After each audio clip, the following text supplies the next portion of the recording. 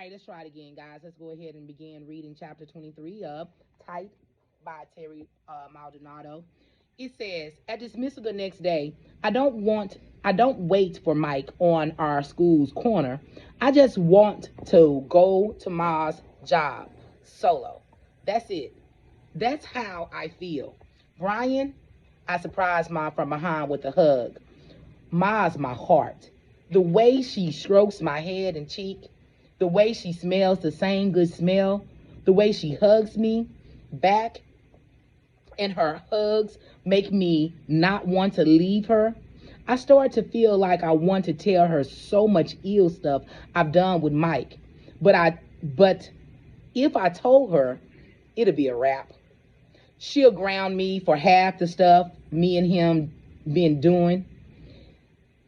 She'll kill me for the other half of the stuff we did. Where's Mike? She asked. I just want to do my homework alone in my office. Okay. She passed my shoulder. Go ahead. I go into my office, shrug off my book bag, and grab my clipboard off my file cabinet, sit in my desk chair, and look at my clipboard's notes. My eyes move down the page of what I wrote, but I'm not really reading. I'm just feeling this quiet. I'm feeling being alone. I look at Ma for a second. Maybe I can tell her some of the things that Mike and me did. Some of the things about Mike. Some of the things about me. Ma, I call her. She comes to me. What's up, baby? Since you're not busy, want to sit in my office? Then, out of nowhere, it gets busy. This boy who looks my age with a grown man and woman appears at Ma's desk. I tell Ma, they looking for you? Ma turns to them, jumps straight into helping them. She pauses. Brian, can you help me out? Sure. Ma introduces me to the boy. This is Camus. Camus, this is my son, Brian. We nod high. Brian, Ma asks, can Camus do his homework with you while his parents and I go over some paperwork? I nod at Camus to follow me. His gear isn't like the kids from my projects or from any other place Mike and me visited lately. He looks broke, like his fam has even less money than we have when we're struggling. As I head into my office, I asked him, you live around here? He doesn't speak. He just stares at the floor and shakes his head. Maybe he's shy. I wave at a foldable metal chair for him to sit, and I go sit in mine. I slide my book bag to my feet, unzip it, and start pulling out my school books and stuff to get ready to do my homework. As I start stacking that on my desk, Camus sits straight up. His eyes get all lit and curious and glued to a comic sticking out of my pile of books. I like that comic. His accent isn't from here. He sounds Jamaican or something. This, I hand him my Fantastic Four comic. He takes it and looks through it mad quiet. He doesn't look like he could be me or Mike's brother, but his eyes are the way ours used to look when we spent hours hypnotized by comics. Who would you be? I asked. He looks at me confused. Like, which of the Fantastic Four would you be? Human Torch. His accent isn't Jamaican. I know because the lunch lady at our school is Jamaican, and they sound different. Where you from? You sound like you speak another language. I'm African, from Kenya. Word? For real? For real? He looks at me like I'm clowning him. Nah. I mean, that's wavy, you African. I mean, cool. You know this comic? I shuffle through my stuff, then find it. This is Black Panther. He's African like you. Camus takes it in his hands. He doesn't know Black Panther. He flips through it like he's in heaven. Who would you be? He asks me. Who, what? He chuckles. If you were a Fantastic Four, Oh, like you, I'll be the Human Torch. Like, who else on that team is better? You feel me?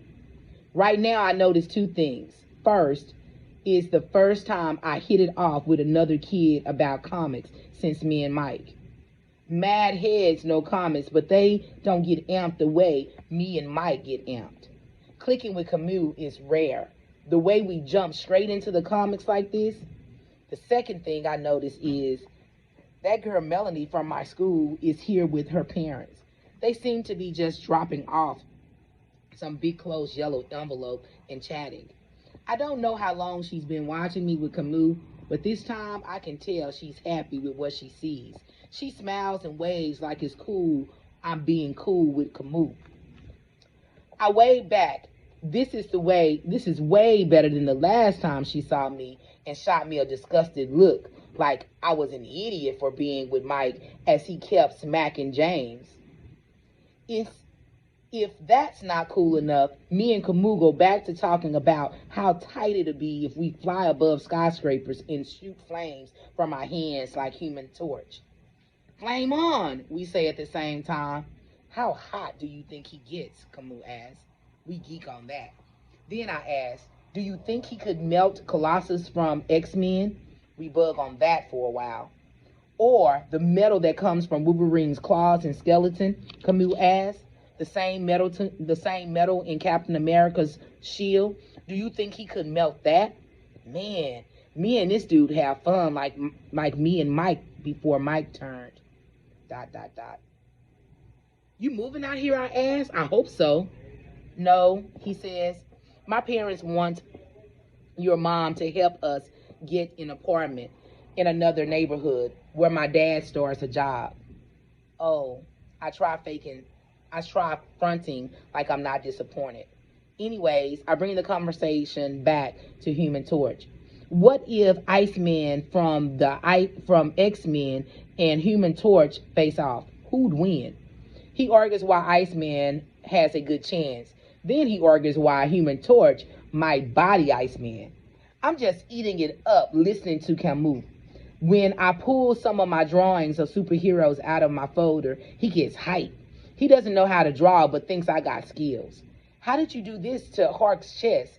He points. As I answered his question about how I got shadowing right on Hulk's chest, Mike walks in, unfolds a metal chair, and just sits and listens to me and Camus talk. No hi. He doesn't say what's up to me. He doesn't introduce himself to Camus. It's a mad awkward. He just kind of sits on the edge of us and eavesdrops. Camus looks weirded out and shoots me a look like, you know this guy? To make the vibe less awkward, I introduce them. Camus, this is Mike. Mike says, mad salty to Camus. I'm his brother. Camus reaches out and shakes his hand. Mike just looks at it, sucks his teeth, and stares at the floor. What's good? Me and Camus are try going back to what we were discussing, but Mike is killing the vibe. Mike just sits there staring at his kicks. Between sentences, me and Camus keep looking over at Mike like, what's up with him? Soon Camus' parents come over and say goodbye to your friend. His father says, we are leaving. Nice to meet you, Camus says. He turns to his parents. Are we coming back here? No, his mother smiles. We got everything we need. Everything will happen soon. Camus looks happy, but disappointed that me and him won't see each other again. Oh, okay. Okay, Human Torch, he calls me. See you. I call back. Yeah, Human Torch, I'll see you too.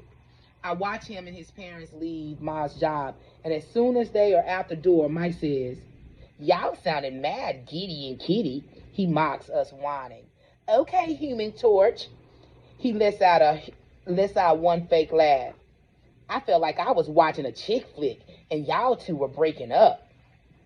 I swear, if I weren't at Ma's job and she and her boss weren't right across the room, I'll snuff him.